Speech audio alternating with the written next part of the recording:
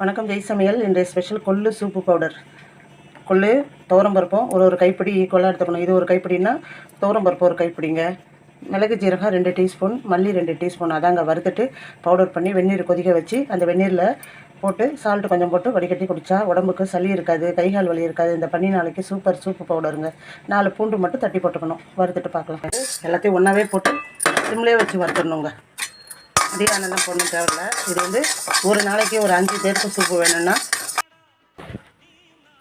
எடுத்து வச்ச இந்த கொள்ளு சூப்பு பவுடர் எல்லாம் ஒன்றா போட்டுட்டேங்க. சிம்மில் வச்சு வறுத்துக்கிட்டு இருக்கேன். ஒரு தக்காளி, கொள்ளு சூப்பில் கொஞ்சோண்டு மல்லித்தழை போட்டுடணுங்க. நல்லா கொதிக்குது. இந்த அளவுக்கு கொஞ்சமாக நெய் போட்டுக்கணுங்க. சூப்பராக இருக்கும் வாசனை, குடிக்கவும் நல்லாயிருக்கும், உடம்புக்கு நல்லதுங்க. கொள்ளு சூப்புங்க கொதித்து நிறுத்திட்டேன். வடிகட்டணும்னு. கொள்ளு சூப்பு ரெடிங்க. நீங்களும் இது போல் செய்யுங்க.